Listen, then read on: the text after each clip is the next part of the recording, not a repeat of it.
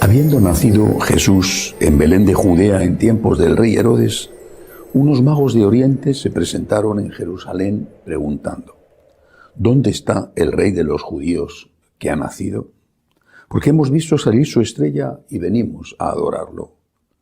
Al enterarse el rey Herodes se sobresaltó y toda Jerusalén con él. Convocó a los sumos sacerdotes y a los escribas del país y les preguntó dónde tenía que nacer el Mesías. Ellos le contestaron: en Belén de Judea, porque así lo ha escrito el profeta.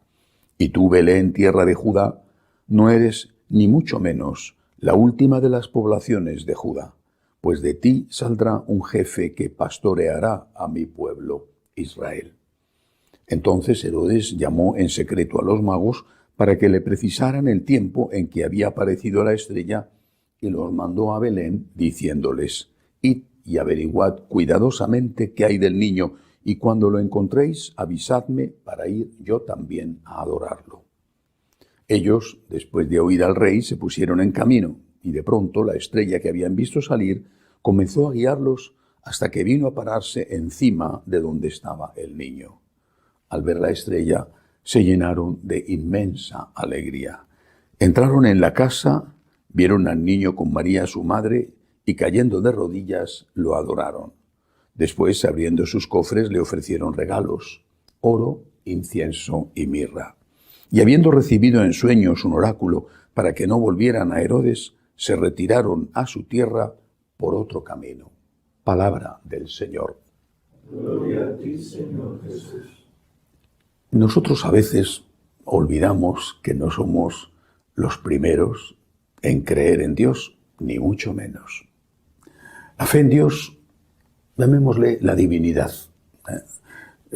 O algunos teólogos lo llamaban lo luminoso, lo misterioso, lo oscuro. La fe en Dios ha estado presente en la especie humana desde su origen. Además, estaba presente con una percepción intuitiva de que Dios era grande y el hombre era pequeño, de que Dios era poderoso y el hombre era débil, de que Dios podía ayudarte en las cosas de tu vida cotidiana, la cosecha, la enfermedad, la guerra contra la tribu vecina, pero también en la gran prueba que era la muerte del ser humano. Basta con mirar las antiguas civilizaciones, y desde luego la fe en Dios es muy anterior a esas antiguas civilizaciones. Por ejemplo, la civilización egipcia, con el famoso libro de los muertos, que te daba las claves para, según ellos, atravesar el juicio de Dios y vivir eternamente. Todavía tenemos la suerte de poder disfrutar de tantos restos como las pirámides o como las esfinges, las momias, los enterramientos del Valle de los Reyes, tantas cosas que demuestran esa fe en la divinidad y la fe en la vida más allá de la vida de aquí en la tierra, la ultratumba. Pero la clave de esa relación del hombre con Dios siempre fue el miedo. Tenían miedo. El hombre ha tenido siempre miedo a Dios, porque era el luminoso, lo desconocido, el poderoso, el caprichoso. Los relatos de las mitologías griegas, mitologías romanas, que son muy parecidas, no dejan lugar a dudas. Dios, el que sea, bien sea el gran Zeus griego o el Júpiter romano, Dios es caprichoso y a veces es muy cruel, es indiferente. A Dios hay que tenerle contento, porque de lo contrario, si se enfada, estás perdido. Miedo. O bien interés. Tengo problemas, necesito ayuda, voy a pedir a casa del rico, a casa de aquel que me puede ayudar, y voy a intentar comprarle. O por lo menos que se ponga de mi parte. ¿Cómo lo voy a hacer? Con un don, con un regalo de ofrendas, de animales, por ejemplo, de primicias de cosechas, con un regalo de culto, con un regalo de dinero. Ya en el avanzadísimo sistema religioso judío, el regalo era sobre todo las buenas obras, el cumplir los 10 mandamientos. Los profetas se encargaron de recordarlo continuamente. Esa era la relación con Dios. Miedo, interés, fe en el poder de Dios, pero no tanto en el amor de Dios, sino en su poder, un poder, repito, misterioso y muchas veces también caprichoso. Uno de los grandes avances de la religión judía fue precisamente considerar que Dios era justo. La justicia de Dios aparece continuamente en el Antiguo Testamento. La justicia de Dios frente al capricho de Dios en el que creían los griegos y los romanos y también los egipcios. ¿Qué es lo que cambia con la llegada de Jesucristo? Es una profundísima revolución. Es un cambio absoluto, un cambio radical. Nosotros, repito, siendo cristianos de tantas generaciones, no somos conscientes. Por eso recuerdo la gran sorpresa que supuso para mí cuando estudié la fenomenología del hecho religioso. Bueno, las lecturas de los primeros que empezaron a estudiar esto en serio, Mircea Eliade. La gran sorpresa fue darme cuenta de que el cambio estaba precisamente en que el Dios que nos ha nacido no era ni rico ni poderoso. Rompía los esquemas. Dios es rico y poderoso, es fuerte, es grande.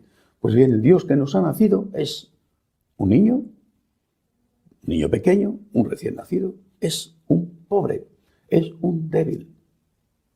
¿Cómo vas a ir a pedir ayuda a alguien débil? ¿Cómo vas a ir a pedir favores a alguien que está en un pesebre, en una cueva de ovejas? Por favor, ¿en qué cabeza cabe? O no te interesa, o tienes una relación diferente con ese Dios. O no te interesa porque ya no puedes sacar nada de Él. ¿Qué vas a sacar de Él? ¿Qué negocio vas a hacer con Él? ¿Cómo te va a proteger si no puede protegerse a sí mismo? ¿De qué sirve, por lo tanto, una relación con un Dios que no puede ayudarte? Todo el esquema religioso caía por tierra con el nacimiento de Jesús en la cueva de Belén. Todo. O se creía en Dios de otra manera o simplemente no se creía en Dios. No había negocio posible. No había interés y desde luego tampoco había miedo. ¿Qué miedo va a meter un bebé frágil, absolutamente débil y necesitado? El Zeus tonante del Olimpo que mandaba sus rayos y sus truenos, o los múltiples dioses en que creían unos y otros, todos ellos metían miedo. Todos ellos con su poder podían arruinarte la vida o ayudarte. Depende del capricho, depende del día. En cambio, este niño, que nace en la más absoluta pobreza, que no tiene ni un sitio donde nacer mínimamente digno, este niño es pobre y débil. No hay interés y no hay miedo. Entonces, ¿qué hay? ¿Qué hacen los pastores? ¿Qué hacen?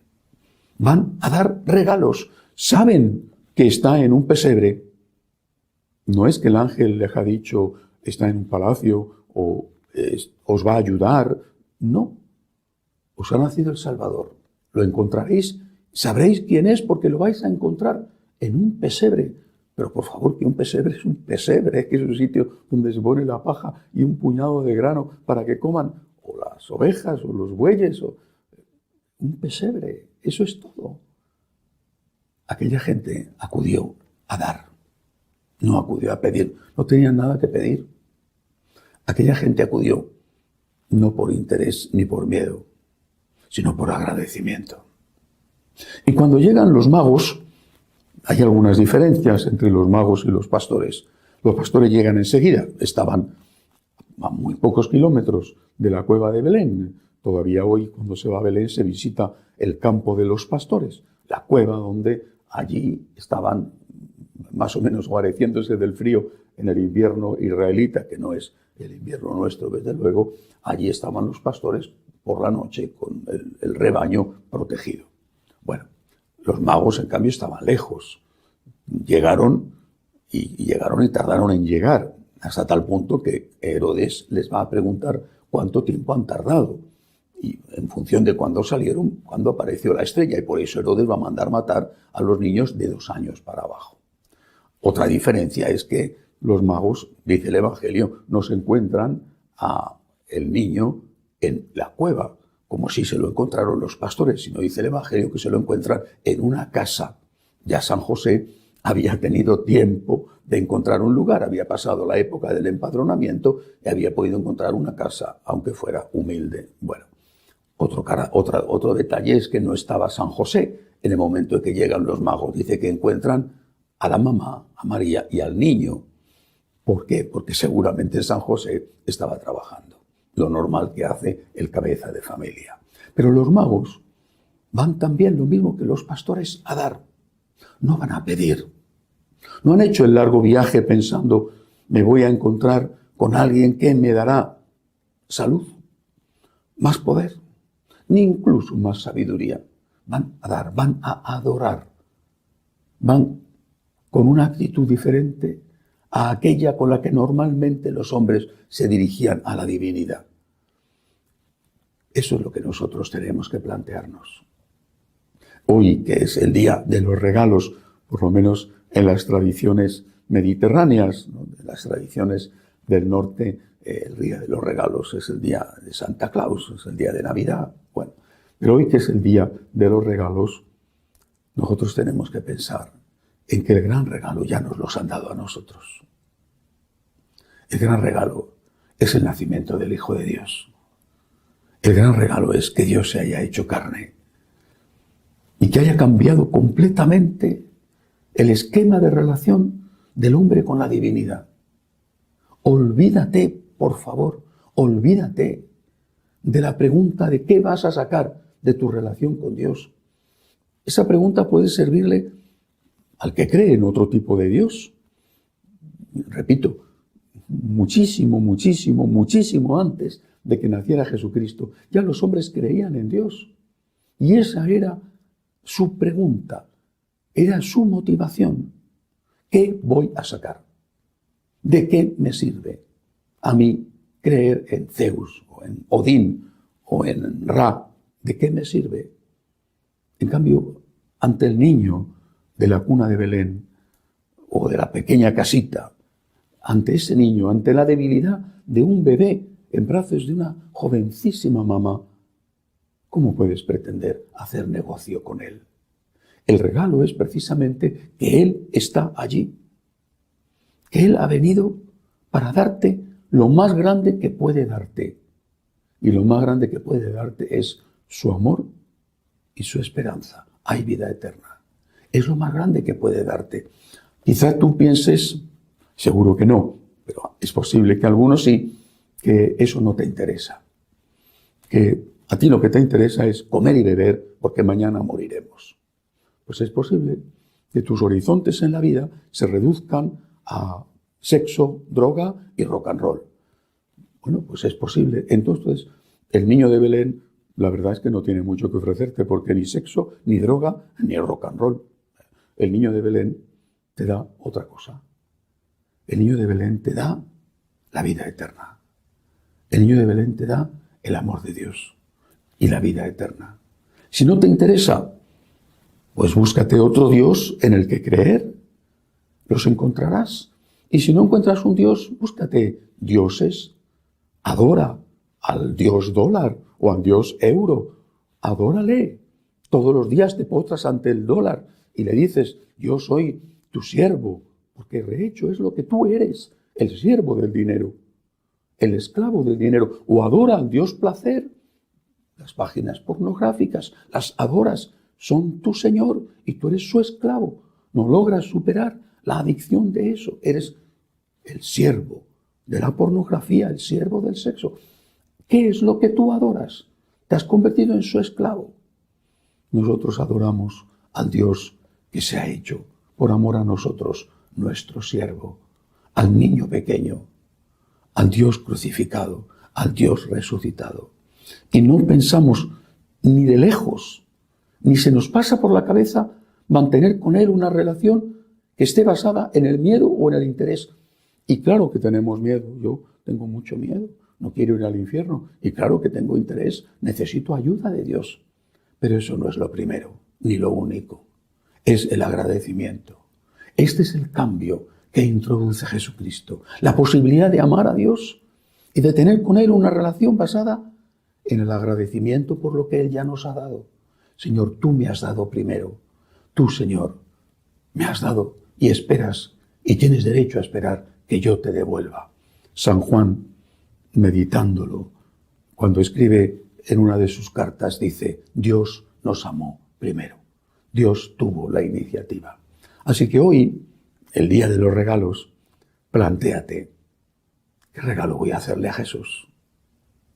¿Cuál va a ser mi humilde vasito, jarrita de leche del pastor? ¿O cuál va a ser mi más rico don del oro, del incienso, de los magos? ¿Qué regalo voy a hacerle a Jesús? Porque Él ya me ha hecho el mayor regalo. El mayor regalo es Él mismo. El mayor regalo es su encarnación. El mayor regalo es abrirme las puertas del cielo. No hay mayor regalo que ese. El mayor regalo es la esperanza. ¿Qué regalo voy a hacerle yo a este Dios que ya me lo ha dado todo? Que así sea.